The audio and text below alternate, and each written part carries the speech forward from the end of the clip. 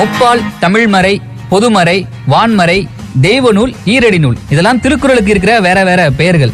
இவ்வளவு சிறப்புமிக்க திருக்குறளை நாம ஒவ்வொரு நாளும் கொண்டாடணும். அதற்கான முயற்சி தான் ஹலோ எஃப்எம்ல வள்ளுவனின் குறளும் பொருளும் தலைப்புல திங்கள்ல இருந்து ஒவ்வொரு நாளும் கேட்க போறீங்க. அதுக்கான சிறப்பு முன்னோட்ட நிகழ்ச்சி தான் இது.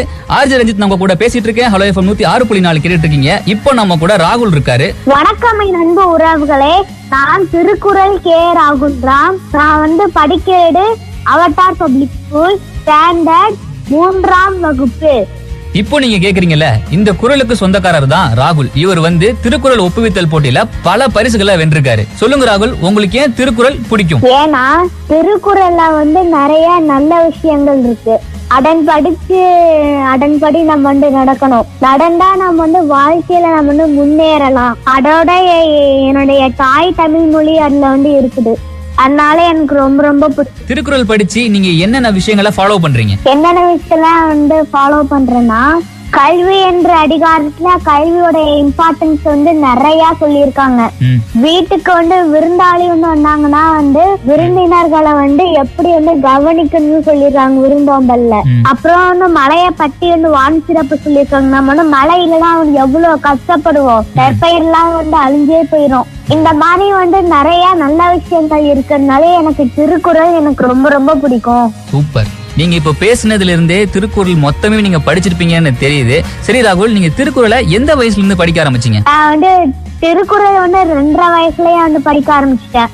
4 வயசுல நான் முழு திருக்குறளுமே முடிச்சிட்டேன். 4 வயசுலயே முழு திருக்குறளையும் முடிச்சிட்டேன்னு சொல்றாரு. நமக்கெல்லாம் அந்த டைம்லயே பாத்தீங்கன்னா ரைம்ஸ்ல அவ்வளவு மனப்பாடம் பண்றதுக்கு அவ்வளவு கஷ்டமா இருக்கும். ஆனா 1330 குறளையும் இவர் மனப்பாடம் பண்ணிருக்காரு. சரி, நீங்க இப்ப இவ்வளவு திருக்குறள் சொல்லிருக்கீங்களா? யார் யார்கிட்ட நீங்க பாராட்டு வாங்கிருக்கீங்க? முதலமைச்சர் 2 வாட்டி பாராட்டி இருக்காங்க. அப்புறம் கலெக்டர் சார் பாராட்டி இருக்காங்க. பாலகிருஷ்ணன் ஐயா அவர்களும் பாராட்டி இருக்காங்க. சூப்பர்ப்பா. சரி, இந்த திருக்குறளை உனக்கு யாரு கத்து கொடுத்தாங்க? என்னுடைய அம்மா அப்பா தான் சொல்லி தந்தாங்க. எனக்கு அது மேல ரொம்ப ரொம்ப ஆர்வம். நீங்க இவ்வளவு அழகா குறள் சொல்றதுனால எனக்கு ஒரு குறள் ஞாபகம் வருது. ஈன்ற பொழுதின் பெரிதுவக்கும் தன் மகனை சான்றோடு என கேட்ட தாய். சரிப்பா, உங்களுக்கு எப்படி திருக்குறள் மேல இவ்வளவு ஆர்வம் வந்தது? ஆமா, ஆர்வம் எனக்கு வந்துச்சு. நான் படிச்சேன், அம்மா அப்பா சொல்லி தந்தாங்க.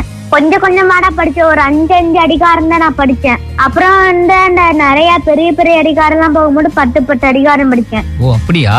10 அதிகாரத்தையும் இந்த 4 வயசுலயே அவர் படிச்சு முடிச்சிருக்காரு. இத படிச்சதுல இருந்து நீங்க என்ன கத்துக்கிட்டீங்க? படிக்க நான் அதன்படி நடக்கணும், வாழ்க்கையில இன்னும் நிறைய சாதிக்கணும், முன்னேறணும் அப்படின்னு எனக்கு தோணுச்சு. சிறப்பு.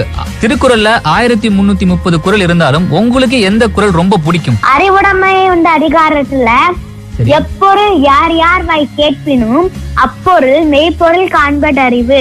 பொருள் ஒரு பொருளையோ அல்லது ஒரு செயலையோ எவர் சொல்ல கேட்டாலும் அந்த பொருளில் உள்ள உண்மையை காண்பதுதான் உண்மையான அறிவு என்கிறார் நம் அறிவாசான் திருவள்ளுவர். அருமை அருமை. நீங்க பொருள் விளக்கம் சொல்றதா இருந்தா 1330 குறளையும் நான் கேட்க தயாரா இருக்கேன் ராகுல். சரி ராகுல், இந்த அதிகாரம் ஏன் உங்களுக்கு ரொம்ப பிடிச்சிருக்கு?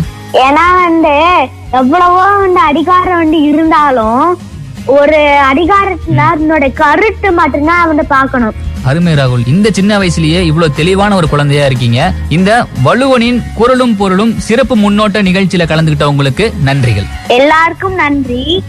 உங்க கூட பேசினதுக்கு எனக்கு மிகவும் மகிழ்ச்சி. ஹலோ எஃப்எம் நேயர்களுக்கு நன்றி. ரொம்ப நன்றி ராகுல். உங்க கூட இவ்வளவு நேரம் பேசினதுக்கு எனக்கு ரொம்ப சந்தோஷமா இருக்கு. ஒவ்வொரு குழந்தைகளுக்குமே திருக்குறள் மேல ஆர்வத்தை ஏற்படுத்த வேண்டியது பெற்றோரோட கடமை. ஹலோ எஃப்எம் 106.4 கேட்டுட்டு இருக்கீங்க. ஆர்ஜே ரஞ்சித் உங்க கூட நான் பேசிட்டு இருக்கேன்.